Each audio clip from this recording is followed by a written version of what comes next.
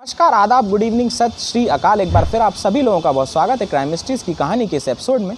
उम्मीद है आप और आपकी पूरी फैमिली अच्छी होगी, आप लोग अपना ख्याल रख रहे होंगे। अब बिना देरी किए सीधे आते हैं आज की कहानी के ऊपर। ऐसे कई सारे केस हमारे देखने और सुनने में आते हैं जिसमें पुलिस को गुमराह करने की कोशिश की गई, कत्ल के केस को या किसी भी केस को उलझाने की कोशिश की गई, पुलिस के सामने झूठे सबूत पेश किए गए जिससे जो पुलिस इन्वेस्टिगेशन है वो सही डायरेक्शन में न जाकर किसी और ही डायरेक्शन में चला जाए, जिससे केस कॉम्प्लिकेटेड हो जाए और सुलझाने में पुलिस को दिक्कत आए या वो सुलझ ही ना पाए। लेकिन ऐसा बहुत कम ही देखने में आता है जब विटनेस पुलिस के सामने खुद चल कर आए और पुलिस से ये कहे कि उसने कत्ल होते हुए देखा है, पुलिस उससे स्केच बनवाए। लेकिन जब पुलिस उससे स्केच बनवाए उसके बाद कहानी कुछ और ही निकल कर सामने आए। आज की जो कहानी मैं आपको सुनाने जा रहा हूँ ये एक ऐसी ही कहानी है। कहानी है 20 जनवरी 2022 की, पिछले महीने की ये कहानी है। मुंबई के भिवंडी इलाके में एक रूपाला ब्रिज है, वहाँ की ये कहानी है। तो मुंबई के भिवंडी इलाके में जो रूपाला ब्रिज है उसके आसपास झाड़ियाँ वाड़ियाँ हैं। वहाँ 20 जनवरी को एक राहगीर पुलिस को फ़ोन करता है और कहता है कि यहाँ एक बोरी पड़ी है जिसमें से खून रिस रहा है। पुलिस मौके पर पहुंचती है, बोरी को खोला जाता है और बोरी में से एक लाश बरामद होती है। पहली नज़र में कत्ल का मामला था क्योंकि लाश जो है वो बोरी के अंदर थी। बोरी से पुलिस लाश निकालती है, देखती है सर पर, गर्दन पर, सीने पर कई चोट थे, जख्म के गहरे घाव थे। पुलिस ने फिर लाश की तलाशी ली। जब लाश की तलाशी ली तो ऐसा कुछ खास तो निकला नहीं। जेब से केवल 2 ही चीज़ें निकली, एक डॉक्टर का प्रिस्क्रिप्शन था और एक हेडफोन था। मोबाइल फ़ोन नहीं था, हेडफोन था केवल। खैर पुलिस फिर आसपास के इलाके में खंगालती है जहाँ पर ये डेड बॉडी मिली थी। कोई ऐसा सबूत हाथ लगता नहीं पुलिस के। पुलिस लाश को पोस्टमार्टम के लिए भेज देती है, लेकिन उसके पहले एक चीज़ पुलिस की नज़र में आ जाती है और वो ये कि लाश के कपड़ों पे जगह जगह कुछ लाल और गोल्डन रंग के धब्बे थे। जब सीनियर अधिकारियों ने इनको देखा तो उन्होंने ये कहा कि ये तभी धब्बे आ सकते हैं जब कोई पर्ल वर्कशॉप यानी हीरे मोती या ज़वारात की जो है फैक्ट्री में काम करता हो, जहाँ पर ये चीज़ें बनती हैं। तो वहाँ पर से ये छींटे उड़कर जो है वो कपड़ों पर लग जाते हैं।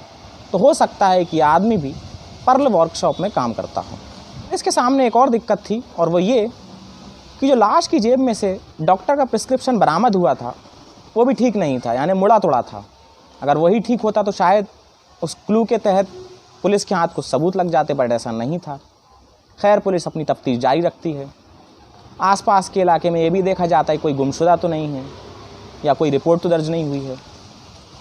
इसी बीच एक लेडी जो है वो पुलिस थाने में आती है और रिपोर्ट दर्ज कराती है कि उसका जो हस्बैंड है वो बीते 48 घंटे से लापता है। पुलिस FIR दर्ज कर लेती है। उसके बाद जब अधिकारी पहुंचते हैं मौके स्थल से वापस पुलिस थाने में तो पुलिस वाले बताते हैं कि सारा ऐसा ऐसा हुआ है और एक लेडी आई थी और गुमशुदगी की रिपोर्ट दर्ज कराई है। फिर जैसा कि हर FIR में एड्रेस नोट होता है तो पुलिस उस एड्रेस के सहारे उस लेडी से कांटेक्ट करती है। लेडी थाने में वापस आती है। पुलिस उससे कहती है कि हमें एक लाश बरामद हुई है, हम उसे आपको दिखाना चाहते हैं, आप देख लीजिए कि आपके पति तो नहीं हैं। लेडी उस लाश को देखती है। अब चूँकि घाव थे गहरे और चेहरा भी क्लियर नहीं था, लेकिन देखने के बाद वो औरत मना कर देती है कि नहीं, ये उसका पति नहीं है। अब ये था कि ये वो गुमशुदा भी नहीं है जो उस औरत का हस्बैंड था। अब पुलिस ये सोचती है कि कहीं ना कहीं इस डॉक्टर की पर्ची से ही कुछ क्लू मिल जाए, क्योंकि उस पर ज़्यादा कुछ तो नहीं था, मुड़ी तुड़ी कंडीशन में मिली थी जैसा मैंने आपको बताया। लेकिन उस पर 2 चीज़ें मेंशन थी। एक भिवंडी इलाके का नाम लिखा हुआ था और डॉक्टर का नाम था, वो क्लियरली विजिबल था। उसके सहारे आसपास के एरिया में पुलिस केमिस्ट के पास पहुंचती है, बहुत सारे केमिस्ट से बात करती है और इसी बीच एक केमिस्ट जो है वो उस डॉक्टर का पता दे देता है। पुलिस डॉक्टर के पास पहुंचती है, उससे कुछ इंटरोगेशन होता है। डॉक्टर साहब मना कर देता है कि साहब ये तो पॉसिबल ही नहीं है, क्योंकि मैं एक दिन में कम से कम 100 पेशेंट्स देखता हूँ और तमाम लोगों की पर्चियाँ बनाता हूँ, तो कैसे याद रखूँ किसको कौन सी पर्ची दी थी। अच्छा, उस पेशेंट को कोई स्पेशल बीमारी होती या कुछ ऐसा प्रिस्क्रिप्शन मैंने लिखा होता तो मैं बता भी देता, बट मुझे याद नहीं, तो मैं इसमें आपकी कोई भी हेल्प नहीं कर सकता हूँ। तो पुलिस का एक ये जो बाण चलाया था पुलिस ने, वो भी खाली जाता है। इसी दौरान उस लेडी का बेटा पुलिस स्टेशन पहुँचता है। लेडी ने तो शिनाख्त करने से मना कर दिया था, उसका एक बेटा भी था। वो पुलिस स्टेशन आता है और वो कहता है कि मेरे पिताजी जो हैं वो लापता हैं 2 दिन से, और मुझे लगता है कि कहीं ना कहीं मुझे एक बार जाना चाहिए, तो इसलिए मैं यहाँ पर आया हूँ। मेरी माँ की जो अभी स्थिति है वो ठीक नहीं है, क्योंकि मेरे पापा जो हैं वो 2 दिन से घर लौटे नहीं हैं, तो मैं एक बार वो लाश को देखना चाहता हूँ।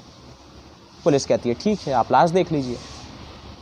बेटा लाश देखता है, चेहरा बिगड़ा हुआ था, सीने पे ज़ख्म थे, हाथ में भी ऐसी कोई चीज़ नहीं थी कि उससे पहचाना जा सके, अंगूठी या कुछ कड़ा वगैरह।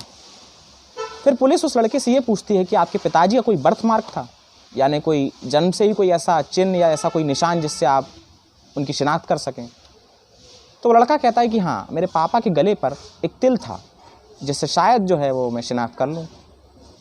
अब पुलिस जो है वो गले को ध्यान से देखती है और गौर से देखने पर उन्हें एक छोटा सा तिल गले पर, गर्दन पर मिल जाता है। फिर वो लड़के को दिखाते हैं। लड़का कहता है हाँ, ये मेरे पापा ही हैं। अब श्योरिटी हो गई, क्योंकि लाश जो है किसकी बरामद हुई है और जो गायब था ये पता चल जाता है कि हाँ, लाश जो है वो लेडी के हस्बैंड की ही है। अब पुलिस को ये था कि हाँ, एक चीज़ तो कम से कम क्लू जो है वो मिल गया। अब ये है कि यही चीज़ पता करनी है कि आखिर कत्ल किया क्यों और कैसे किया या किसने किया। तो अब आसपास और पूछताछ करती है। अच्छा, उस बीच में ये भी पता चल गया था कि अब चूँकि वो उसका पिता था, तो फिर उससे पूछताछ की जाती है। तो बताता है कि मेरे पिता का नाम अरमान शेर अली शाह है, यूपी के हम लोग रहने वाले हैं। मेरे पिताजी जो है वो मुंबई के भिवंडी इलाके में एक पर्ल वर्कशॉप में काम करते हैं। यूपी से हम लोग यहाँ शिफ्ट हुए थे। हम 3 ही लोग हैं, फैमिली मेम्बर्स। काम के अलावा कभी मेरे पापा बाहर नहीं जाते थे और किसी से ऐसी कोई दुश्मनी भी नहीं कि कोई उस पर मैं शक जताऊँ कि उसने कत्ल किया हो मेरे पापा का। अच्छा, इसी बीच में फिर पुलिस आसपास के पड़ोस में और उनसे पूछताछ करती है अरमान अली के बारे में। तो लोग ये बताते हैं कि साहब ये वैसे तो कहीं ज़्यादा बाहर जाते नहीं थे, लेकिन ये जब भी बाहर जाते थे तो अपनी वाइफ को साथ ही लेकर जाते थे, या जब इनकी वाइफ कहीं बाहर जाती थी तो अरमान अली उनके साथ ही जाते थे। तो पुलिस को एक बड़ी अजीब बात लगी कि आमतौर पर शौहर या हस्बैंड जो है वो किसी काम के लिए जाते हैं तो हर जगह तो वाइफ को लेकर नहीं जाते हैं, लेकिन अरमान अली शेर शाह ये जाते थे। खैर, इससे कोई क्लू तो मिला नहीं था। अब ये भी हो गया कि इसी दौरान पुलिस ने अरमान का मोबाइल भी सर्विलांस पे लगा दिया, लेकिन कोई ऐसी जानकारी मिली नहीं, कोई ऐसी कॉल डिटेल्स नहीं मिली जिससे किसी पर शक किया जा सके। इसी बीच पुलिस के सामने एक नौजवान आता है और वो ये कहता है कि साहब मुझे पता चला है कि एक शख्स का कत्ल हुआ है और जिसका नाम अरमान अली शेर शाह है, और मैंने अच्छी तरह से जानता हूँ, और जिस दिन ये कत्ल हुआ है यानी 19 जनवरी की रात को ये कत्ल हुआ है, उस दौरान मैं उस इलाके से गुज़र रहा था और मैंने ये कत्ल होते हुए देखा है, लेकिन उस वक्त मुझे ये नहीं पता था कि जिसका ये कत्ल हो रहा है वो अरमान है।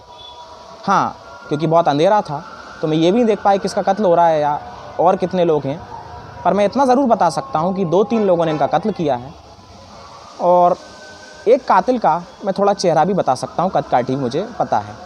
अब पुलिस की टीम नाम पूछती है उस गवाह से, तो वो कहता है कि मेरा नाम सलमान है।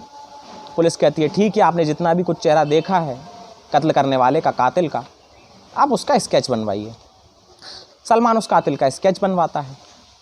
पुलिस उस चेहरे को अपने डेटा में, रिकॉर्ड में, सब में मैच करती है, लेकिन किसी भी ऐसे घोषित अपराधी से उसका चेहरा मैच नहीं होता।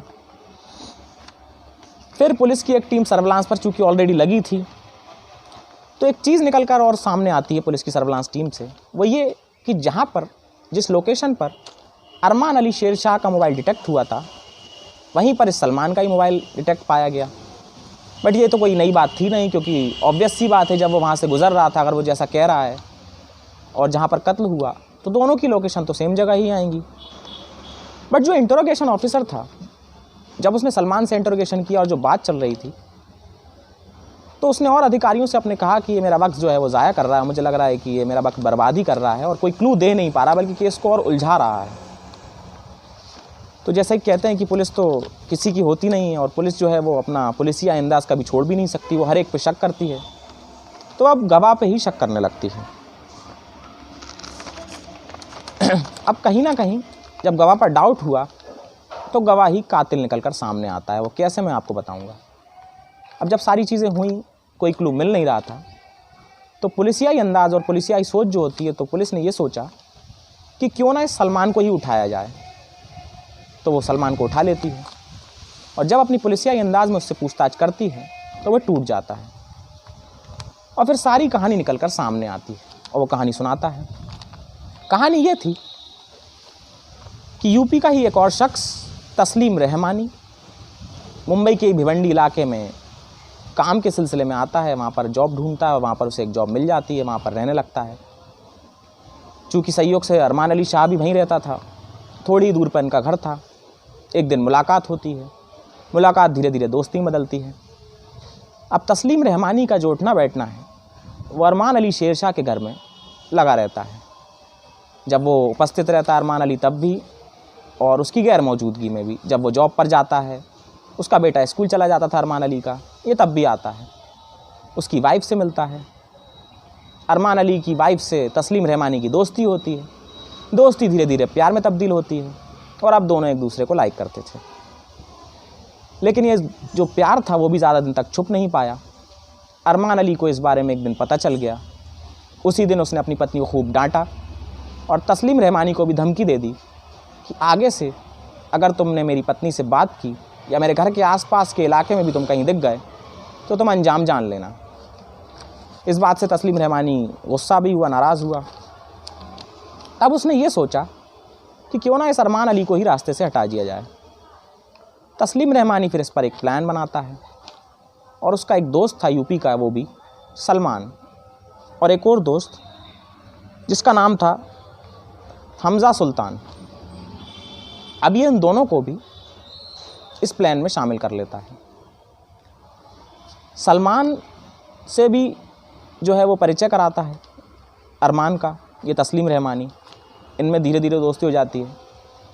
सलमान फिर एक दिन फ़ोन लगाकर अरमान से ये कहता है कि तस्लीम अब तुम्हारी वाइफ से कभी नहीं मिलेगा और वो ये शहर और ये इलाका ही छोड़कर जा रहा है वापस उत्तर प्रदेश, तो ये सारे गिले शिकवे अब तुम दूर कर लो, इसलिए तस्लीम रहमानी तुमसे एक बार मिलना चाहता है। और उसने कहा है कि तुम कॉल करो, मुझसे वो गुस्सा है। कहता है ठीक है, मैं आता हूँ। एक सुनसान जगह पर तस्लीम रहमानी, सलमान और हमज़ा सुल्तान, ये तीनों वहाँ पर मौजूद थे। अरमान को बुलाते हैं। धीरे धीरे उसे बातों में उलझाकर तस्लीम रहमानी पीछे उससे वज़नी चीज़ से, एक पत्थर से अरमान के सर पर वार कर देता है। अरमान ज़मीन पर गिर पड़ता है। फिर उसे बेल्ट से ये लोग पीटते हैं, मारते हैं। फिर उसके चेहरे पर घाव देते हैं, उसके छाती पर चाकू चलाते हैं। फिर भी डाउट था तस्लीम रहमानी को कहीं ना कहीं कि ये शायद इतनी जल्दी नहीं मरेगा। तो फिर तस्लीम रहमानी अरमान का गला दबाता है और जब देख लेता है कि अरमान मर चुका है, उसकी मौत हो चुकी है, तब वो उस लाश को बोरी में बंद करता है और यहीं मुंबई के भिवंडी इलाके के रूपाला ब्रिज के झाड़ियों में उस बोरी को फेंक देता है। फिर राहगीर की नज़र जाती है और जैसा कि आगे कहानी में आपको सुना ही चुका हूँ, वो सब इंसिडेंट होता है। मामला जो है वो पानी की तरह साफ था, केस सॉल्व हो चुका था। लेकिन अब भी जो एक चीज़ है वो पुलिस के दिमाग में घेरा डाले हुए थी, वो ये थी कि सलमान फिर क्यों हमारे पास आया और ये सब चीज़ें बताईं। तब पुलिस सलमान से पूछती है तो सलमान ये कहता है कि ऐसा मुझसे तस्लीम नहीं करने को कहा था, क्योंकि तस्लीम इन सब चीज़ों से बहुत डर गया था, वो प्रोफेशनल किलर नहीं था। तो उसने मुझसे कहा कि तुम जाकर पुलिस के सामने एक कहानी गढ़ो और ये कहो कि तुमने कत्ल होते हुए देखा है और तुम स्केच बनवाने की बात कहो, ताकि जो ये केस जो है वो सॉल्व होने की ज़रा और ज़्यादा कॉम्प्लिकेटेड हो जाए, जिससे पुलिस हम तक कभी ना पहुंच पाए। क्योंकि आमतौर पर ये देखा गया है कि जितने भी हाई प्रोफाइल केसेस होते हैं वो पुलिस ज़्यादा संगीन तरह से उनको सॉल्व करने की कोशिश करती है और उन पर ज़्यादा ध्यान देती है। बट ऐसे केसेस धीरे धीरे कर जब इन पे कोई क्लू नहीं मिलते हैं या कोई एविडेंसेस नहीं मिलते हैं, तब ये ठंडे बस्ते में चले जाते हैं और धीरे धीरे कर इनकी फ़ाइल जो है वो क्लोज़ करनी पड़ती है पुलिस को एविडेंसेस के अभाव में, और ये मामले जो हैं वो पूरी तरह बंद हो जाते हैं। इसलिए सलमान जो है वो पुलिस स्टेशन आया था। तो ये थी आज की कहानी। उम्मीद है आप लोगों को मेरी कोशिश पसंद आ रही होगी। अगर आपको पसंद आ रही है तो आप इस वीडियो को लाइक कर दें दोस्तों के साथ हमारी वीडियोस को शेयर कर दें, चैनल को सब्सक्राइब कर दें। अगले हफ्ते मिलता हूं मैं आपसे किसी और एक नई कहानी के साथ। तब तक के लिए थैंक यू सो मच।